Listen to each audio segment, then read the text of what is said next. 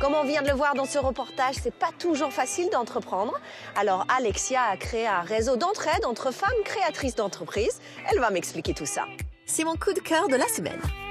1, 2. Alexia? Salut Louise. Bonjour, ça va?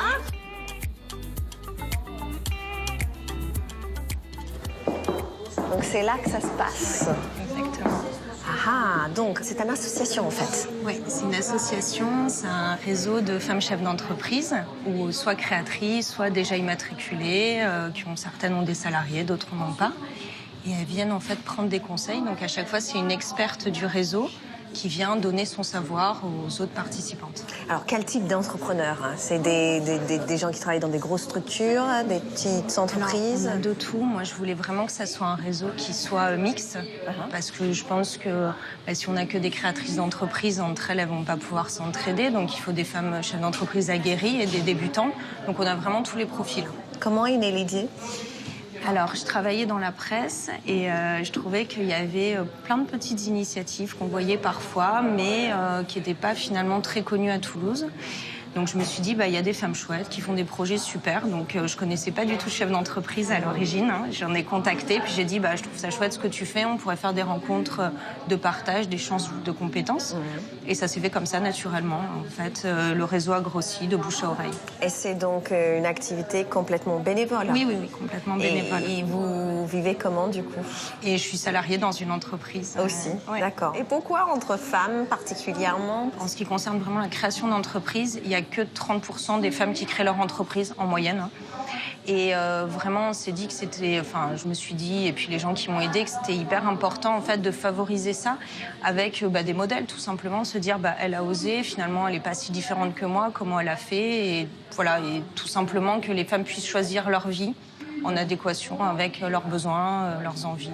On va leur demander aux femmes qui sont plaisir. derrière nous. On va écouter un petit peu l'atelier. J'enlève la veste. Fais tomber la veste parce que j'ai chaud quand même. Là, vous voyez quelque chose de beaucoup plus neutre, beaucoup plus pro que sur Facebook, avec ce boom là, qui ne paraît plus du tout ici. Très peu d'émojis parce que sur LinkedIn, c'est pas quelque chose qui est spécialement bien en avant. Donc vous voyez, c'est toujours la même information, mais avec un angle et un ton très différent. Et il a très bien fonctionné parce que sur LinkedIn, 142 j'aime, c'est pas mal. Marie.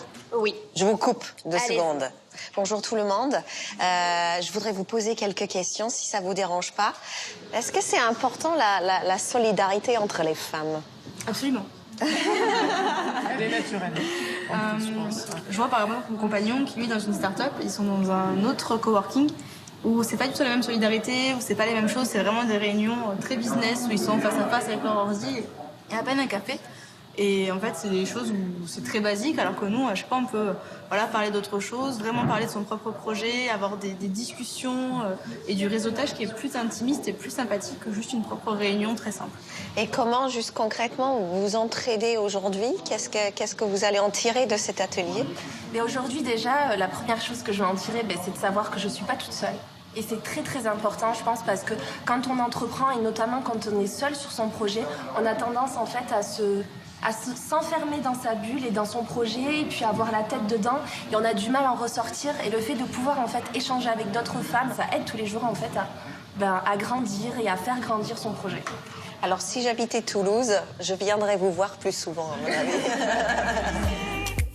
En marge de l'atelier, 2 réseauteuses, Sophie et Sabine, ont pris rendez-vous pour échanger leurs compétences.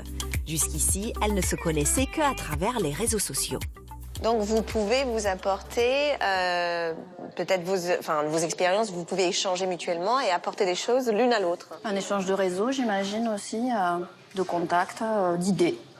Tout à fait. En fait, ce qui est très original avec Sabine, c'est que je l'ai croisée sur les réseaux sociaux, plus sur le côté relooking. J'ai besoin d'avoir d'autres partenaires sur mes réseaux pour pouvoir justement, bien accompagner mon client, alors que moi, je n'ai pas cette connaissance-là. Mais du coup, c'est complémentaire à ce que j'apporte. Donc du coup, Sabine peut devenir une partenaire. Et c'est un discours qui résonne chez vous, Sabine? Oui, complètement. Déjà, la notion de changer de carrière, éventuellement, moi, je l'ai vécu. Et cette histoire, cette notion de légitimité, de confiance en soi, c'est quelque chose sur lequel je crois qu'on travaille tous. Et c'est bien d'être accompagné sur ce point-là. Et c'est quelque chose que moi, j'ai expérimenté dans le bénévolat d'abord et puis après sur d'autres domaines. Et voilà, c'est quelque chose qui me tient à cœur aussi. Donc, je pense qu'il y a effectivement beaucoup de choses à faire conjointement avec Sophie. Je vous laisse échanger entre vous. Bravo surtout pour cette solidarité féminine. Et juste avant de vous laisser, est-ce que vous connaissez ces paroles? Ici, si tu cognes, tu gagnes. Même les mémés aiment la castagne. Yes, et c'est de qui? Nougaro. Eh ben, en hommage à Nougaro, une superbe initiative des stages d'autodéfense pour les femmes. Ouais, c'est un reportage de France 3 Alsace.